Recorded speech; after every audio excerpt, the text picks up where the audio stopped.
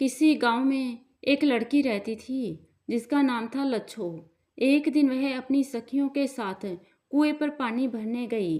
वहां सब लड़कियां अपनी सगाई ब्याह की बातें कर रही थीं। एक सहेली जिसका नाम बंतो था, वह बोली, मेरे पिता ने मेरे ब्याह के लिए कीमती वस्त्र तैयार कर रखे हैं। दूसरी ने कहा, मेरे लिए ससुराल में दुल्हन के ब्याह के सुंदर वस्त्र तैयार हो रहे हैं। यूं सब लड़कियां बातें कर रही थीं। कोई अपनी भाई की बात कहती तो कोई अपने मामू की। लच्छो बेचारी सखियों की बातें चुपचाप सुन रही थी। उसके पास कहने की कोई बात नहीं थी। बहुत दिन हुए उसके माता पिता मर चुके थे और वह उसके लिए कोई धन दौलत भी नहीं छोड़ गए थे। कोई दूसरा सगा संबंधी भी नहीं था जिसका सहारा लेती। बेचारी अकेली थी और गरीबी में दिन काट रही थी। उसकी शादी का प्रबंध कौन करता? लेकिन जी चाहता था कि वह भी सखियों की बातचीत में हिस्सा ले। इसलिए उसने यूं ही एक बात बनाई और कहा, मेरा चाचा भी परदेश से आ रहा है। वह मेरे लिए बहुत से जेवर गहने और कीमती कपड़े लाएगा। एक बिसाती जो गांव में अपना सामान बेचने आया था, कहीं पास ही बैठा लड़कियों की यह बातें सुन रहा था। वह बिसाती एक चालाक ठग था और सामान बेचने के बहाने लोगों के भेद मालूम किया करता था। जब दाव लगता था लोगों को लूट लेता था। लच्छो की बातें सुनकर वह मन ही मन प्रसन्न हुआ और दूसरे दिन भेष बदलकर उसके घर चला गया। वह अपने साथ कीमती वस्त्र और आभूषण भी लाया था। उसने लच्छो से कहा, मैं तुम्हारा चाचा हूँ। कई साल परदेश में रहकर बहुत सा धन कमाकर लौटा हूँ। मैं तुम्हारा ब्याह अपने एक धनी मित्र के बेटे से करना चाहता हूँ। लच्छो भोली भाली सरल स्वभाव की लड़की थी। उसने ठग की बातों का सहज ही विश्वास कर लिया। उसने घर का सारा सामान बांधा और ठग के साथ चल पड़ी। जब वे दोनों ठग घर की ओर चले जा रहे थे, एक चिड़िया ने चींची करते हुए कहा, बहन लच्छो, तेरी अक्ल कहाँ खो गई जो तू ठग से ठगी गई? लच्छो पक्षियों की भाषा समझती थी। उसने अपने चाचा से पूछा, यह चिड़िया क्या कह रही है? ठग ने उत्तर दिया, चींची करना और शोर मचाना इन चिड़ियों की आदत है। हमें इससे क्या मतलब? थोड़ी दूर आगे बढ़े तो उन्हें एक मोर मिला। उसने भी वही बात कही। फिर एक गीदड़ मिला। उसने भी यही बात दोहराई। लच्छो के पूछने पर वह ठग हर बार यह कह देता कि शोर मचाना इन पशु पक्षियों की आदत है। हमें इससे क्या मतलब? वह ठग लच्छो को साथ लिए अपने घर पहुंचा और घर पहुंचते उसने सारा भेद अपने आप खोल दिया और लच्छो से कहा, मैं तुम्हारा चाचा और कोई दूसरा सगा संबंधी नहीं हूँ। मैं तुम्हारी सुंदरता पर मुग्ध हूँ और तुम्हारे साथ ब्याह करने के लिए तुम्हें यहाँ लाया हूँ। लच्छो सुनकर बहुत रोई, लेकिन अब क्या हो सकता था?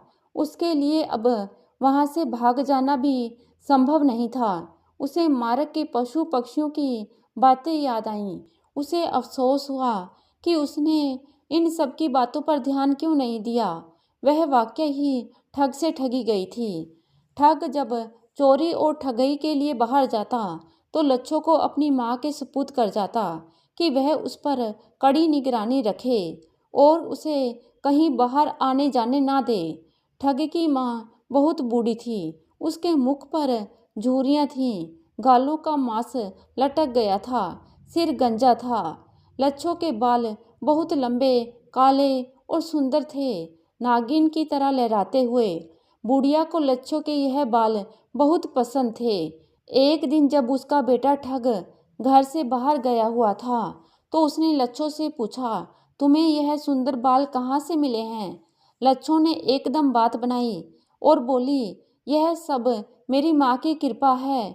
उसने एक दिन मेरा सिर ओखली में रखकर ऊपर से मूसल मारे। जैसे जैसे मूसल पड़ते थे मेरे बाल लंबे होते जाते थे। हमारे गांव में बाल बढ़ाने का यह पुराना रिवाज है। बुढ़िया बोली, मेरा सिर तो गंजा है, ओखली में सर देकर और ऊपर से मूसल मारकर क्या मेरे बाल भी लंबे हो जाएंगे? लच्छो ने झट उत्तर दिया, क्यों नहीं, जरूर हो जाएंगे। बुढ़िया बाल उगाने की खुशी में ओखली में सिर देने के लिए तैयार हो गई। दूसरे दिन ठग जब काम से बाहर गया तो बुढ़िया ने लच्छू से अपने बाल बढ़ाने को कहा। लच्छू ने ओखली में उसका सिर रखकर ऊपर से धड़ाधड़ मूसल मारना शुरू कर दिया।